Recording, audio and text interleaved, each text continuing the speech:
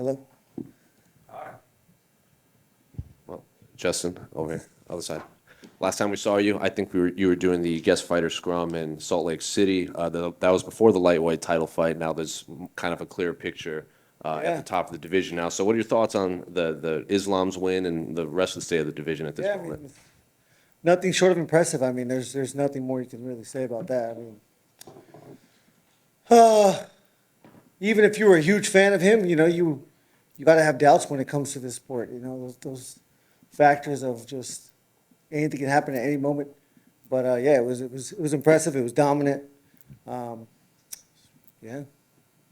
We spoke with Michael yesterday meeting. He said he was shocked at how it played out, and like I guess the division fans now have to accept Islam as the champion. So were you as surprised as Michael when watching how it played out?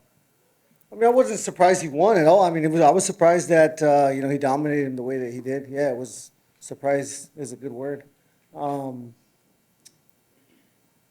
I was actually hunting. I was out of cell phone service. I didn't get to watch it live.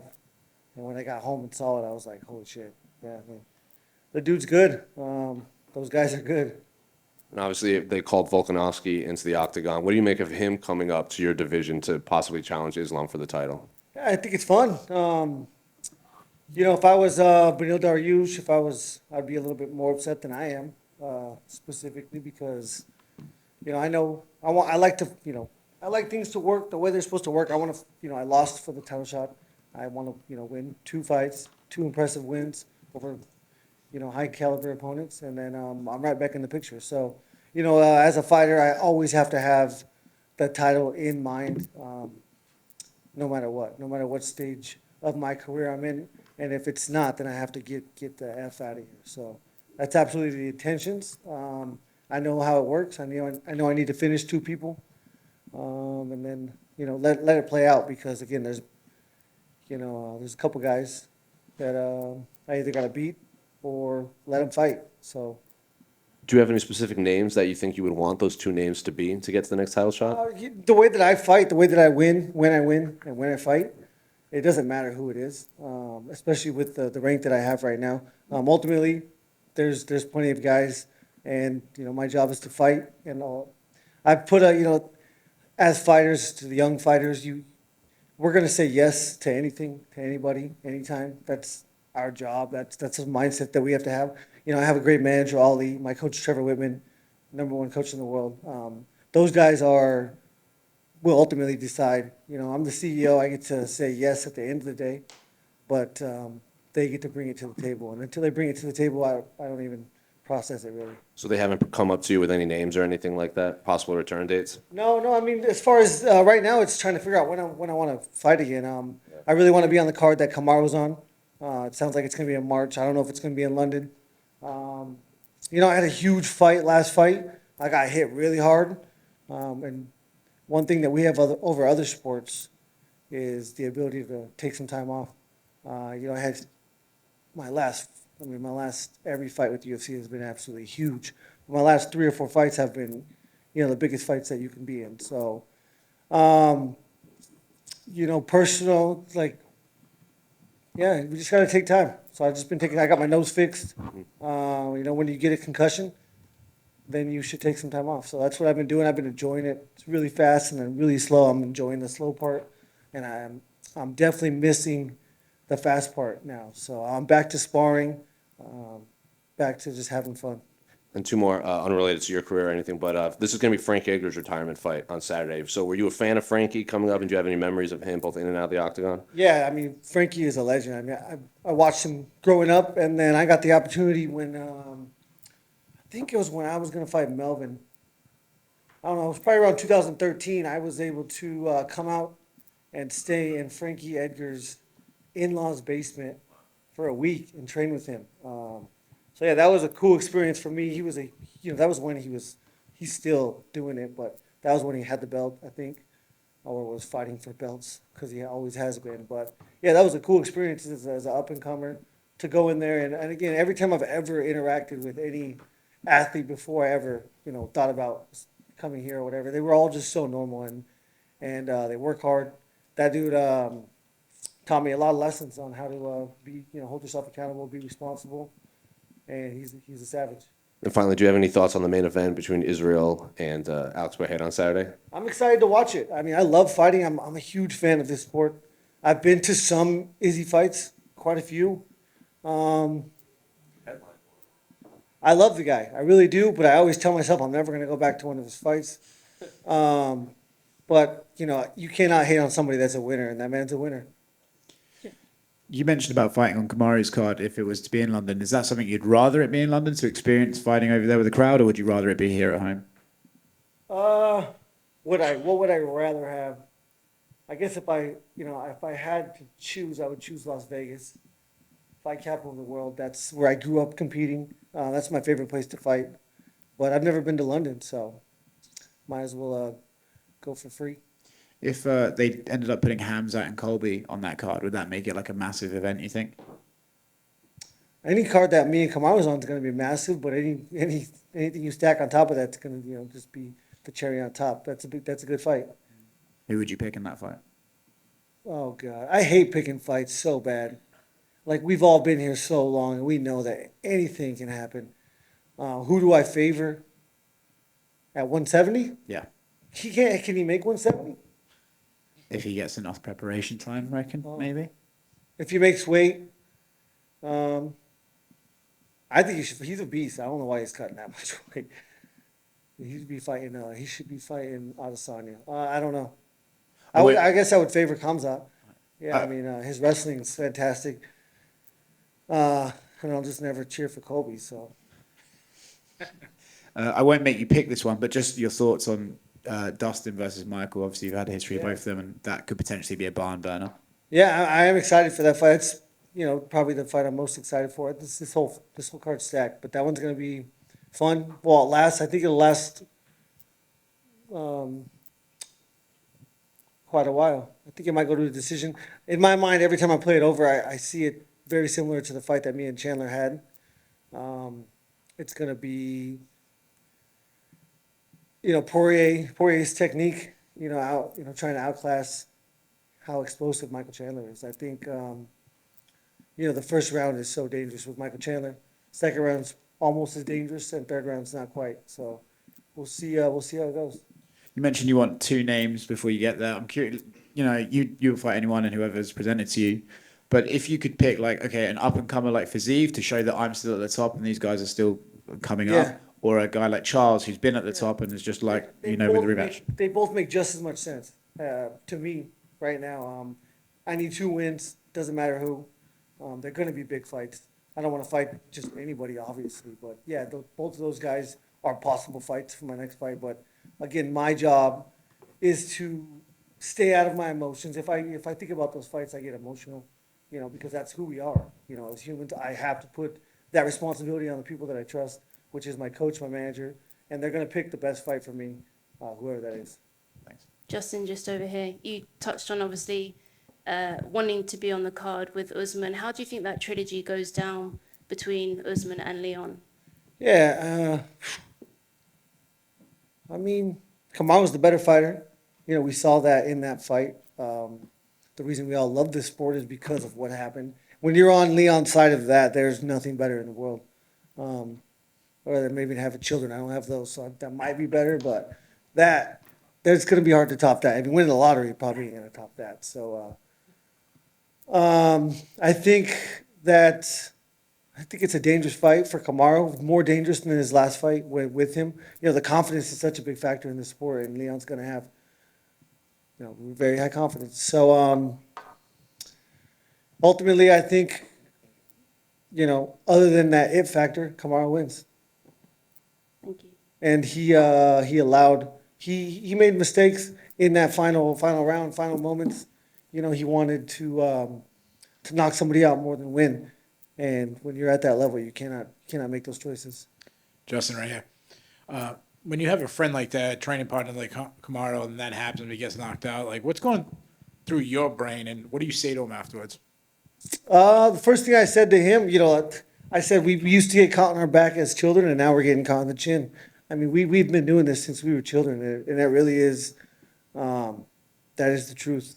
When we were 7 years old, 10 years old, 5 years old, and we lost, it was just as devastating as what he went through. You know, we didn't know any better at the time, and we've been preparing for the ups and downs our whole life.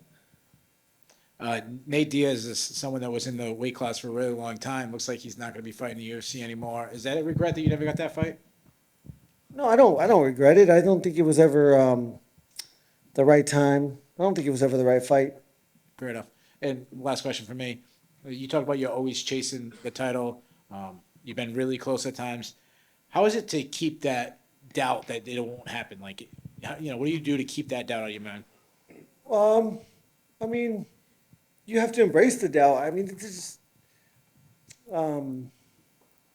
again, as a 7-year-old, when I lost, it was the most devastating thing that had ever happened to me in my whole life.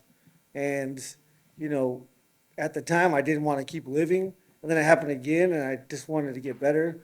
But now it's my job. Now it's my life. And now I'm inspiring thousands and thousands of people, you know, the people where I'm from, people across the world, to just get back on the horse and keep working. Ultimately, all I can do is trust in the preparation. So, you know, I don't know that I don't feel like I made mistakes. This is life's crazy, man. Like, I'm going to share something with you. It's, you know, it doesn't make sense, but again, nobody knows what we go through. My dumbass, 18 days before I fought Charles, I was riding my bicycle to the gas station to get some nicotine pouches, and I had like a vicious crash on my bike, smoked my head off the road, road rash all down my back, and then, you know, go in there and again take that damage that I took in that fight. And that's why I'm taking so much time off. But I mean, I don't, you know, no, it's just crazy what we go through. You know, each and every one of us has different circumstances. That was such a hurdle in my last thing. As soon as it happened, I had to go home and act like it didn't happen. Act like my vision didn't go 100% fucked up for 2 seconds. Like, and that's what we've been doing since we were kids. You know, you put that doubt aside, and as soon as that happened, it's like, okay, what do I do next? How do I continue to improve and continue to just be ready for this fight? So yeah, it's life's crazy. I'm excited again. You know, I really wanted to take that break because of those instances of trauma, but I'm ready to do it again. I'll tell you that. Years ago, you felt that you were going to have a few more wars and you were done. You were going to get out. Yeah. Obviously, you changed your fighting style a little bit, and you got better defensively and made some improvements and all that, and you no longer feel that way. But what specifically made you compartmentalize that trauma versus, you know, I'm just going to take X more trauma and then I'm done? Well, no, those do not. I mean, those don't. It's not one or the other. Those two are the same. It was after the Poirier fight where I said I had 4 or 5 wars left. I definitely consider the Charles Oliveira fight a war. I don't think the trauma that I took in any other fight after that fight and in between the Charles Oliveira fight would constitute one. So on that record, I'm at 1. But you know, I'm also getting older. I wrestled since I was a kid. Football was my favorite sport in the world. 5 times more dangerous than what we do now. But I don't know. You know, as we get older, we get, I guess, more scared. Speaking on football and the dangers, have you followed at all the concussions and such, say with like Tua down with the Miami Dolphins? You were talking about concussions earlier and getting to take time off. Yeah. What are your thoughts on that? Yeah, I mean, it's not. That's one instance of thousands and thousands of instances in football. Boxing, you talk about boxing, they die. I don't know. It's not something we ever want to talk about, but we don't know because there's no scientific proof when it comes to how much trauma. What I want, you know, what I ask doctors is, you know, is there a time frame between trauma that you need in order for that trauma not to, you know, stack on top of itself per se? But we don't know any of this, and I should probably stop thinking about it. Justin, look back a moment a year ago, and that fight was just spectacular. I know you said you love fighting in Vegas, and you'd been to New York before to fight, but that win last year was just, it's going to live among your career highlights. In the moment, I'm sure it's so hard to appreciate it. Looking back, do you kind of, again, that's an all-time fight, an all-time victory. Yeah, that was something special. Yeah, Vegas doesn't top that. So, Madison Square Garden or Vegas. Was there ever a point when you thought, like, this is what I was born? And during, are you thinking during that moment, or is it pure action? Again, you said it was very poignant. You said we don't know what you go through. Like, to me, a fight like that, no one knows but you. That was so spectacular. What's it like in the moment? I mean, that's the easiest part. I'm telling you. As stupid as it sounds, when you're in the battle, you have no time to think, and when you're not thinking, you can't be scared. So it's all the preparation is the anticipation is what's going to kill you every single time. But in the moment, I mean, you either are or you're not. And yeah, I knew I was made for this a long time ago. I really did. Thank you. Just to elaborate, when you said you fell, was it a motorcycle that you No, crashed or just a bike? bicycle. I wasn't doing anything stupid. It was just my pedal snapped off when I was riding. I was just crazy. Stupid is what it was. You mentioned Listen, like being able to put that behind you. Like, how do you do that? Do you just go home and go, I was 12 weeks into a camp. I was thousands. I mean, all I know is to compete. And I don't let myself feel anything. I try to take away all the emotions. So I'm constantly either running from it or I feel like I can control it. But in that instance, it was just like, oh, I fucked up. This is not good. But I put in, so I didn't feel compromised, like externally, not even internally, because at that moment I was, ready for war. So, so it wasn't like playing on your mind as you're like going through fight. We go, no, fuck, not at shouldn't all. have I that." mean, I had a crazy rug burn. I was lubing myself up all day, every day, trying to get it to go away. And it went away really, really well. But yeah, I mean, fucking stupid is what it was at the end of the day. But I had put so much work in, and there was no chance I wasn't gonna, I was gonna back. I've never backed out of a fight. I didn't feel like I needed to then. I still don't think I should have, and I'm glad I didn't. That was a great fight. I was very emotional because I was at home. I think that was the mistake I made is I let the moment get to me, and that's the lesson you learn to the next one. You're a student of the game, right? And you mentioned about, oh, do I need X amount of time after trauma to be able to keep going and stuff? I'm not saying that you'll look at that fight and go, oh, if only. But do you think maybe if I hadn't had that Yeah, crash... that's why I don't even want to talk about it Okay, because fine. I mean, I don't fucking know, and I don't want it to sound like anything like that. That's just something that happened, and I'm a dumbass. Like that is what it is. And I haven't shared it, and that's why I've taken this much time off. That's the reason. I wanted to get my nose fixed. That was a bonus. The nose, great.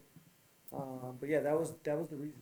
Thank you. Justin, down here at the back, there was a story that Khabib told recently. I think Dana has told it in the past as well, but I'm not sure I've heard it from your perspective about when you fought Khabib and he was in the cage asking you if you had jet lag. Could you tell us this story from your perspective? When I fought him, Yeah. no, that's fake news. He When again, when you're in the heat of the moment, you don't have time to process words or things being said because I'm too concentrated on controlling my actions. That's all that matters. We're talking less than seconds, less than inches. Whatever he said, I'd never heard. And another one as well. We were talking to Michael yesterday about he seems to think that when Conor McGregor comes back, he's going to be the opponent for that fight. However, your name is also one that would be around that discussion. Is that a fight that interests you, and do you believe he's even going to come back? I have no idea. I've said a lot of things. Never something I didn't think was true. I don't know. I don't know. We'll see. He'll fight whoever he wants to fight. I lost, so I guess I have a much better chance now. What's up, Justin? So Kamaru said on Rogan that we people don't have any idea what y'all fighters go through before the camp, and that it's a blessing when you guys actually step in the octagon. So I mean, how do you just feel about that comment? Just even talking about riding the bike, that Yeah, happening. that's what I mean. It's all the things that can happen. A car crash, not a serious one, even just a minor one. With some whiplash or some sore joints. Bruised bones. we're all going into these fights with bruised bones. I mean, yeah, it's 8 weeks of high intensity, 6 days a week, and if you aren't, the young guys, you don't, you think you're gonna live forever, you think you're invincible, and you don't go home and rest and eat and do those things, then you fall apart real fast. But yeah, making it to the fight is absolutely a blessing because, in order to prepare for something like that, you have to push yourself to these crazy, through these crazy intense workouts. You try to get the partners that are going to take care of you, but you need the partners that are going to push you to be ready for some chaos. So it's just, it's a weird middle ground that we have to constantly find. Now as we get older, and we make it and we get the resources. We can put an ice bath in I can put an infrared sauna. I can, have a treadmill so that I don't have to, go run up the mountains, and I can, have a little bit less impact on my joints. But yeah, it's a blessing every single time. Have you ever went into a fight 100%? I mean, I feel like I've always been 100% because I don't allow those things to deter my actions. At the end of the day, when I step in there, there's only 5 things that are going to affect the outcome. Most of it and all of it has to do with my choices, actions, effort, and yeah, those things don't matter anymore. But to make it to the fight, I mean, you just gotta be careful, and it sounds dumb because we're getting ready to do something really dangerous. Yeah, and one last question: Would you prefer to fight in Trevor's gloves that he has over the UFC? Yeah, I would say so. Absolutely. I mean, obviously I'm a little bit biased, but we put these gloves on a lot of athletes, and never have I heard complaints. We're not talking about specifically the 4-ounce MMA competition glove, but the mechanics are the same. And how's the breathing? Does it make a big difference? It does make a huge difference. I got to learn how to talk with my nose, I guess. But yeah, it's a big difference. Sleeping, eating, anticipating my food. It's nice. Thanks, bro. Good to see you. Yes, sir. Justin.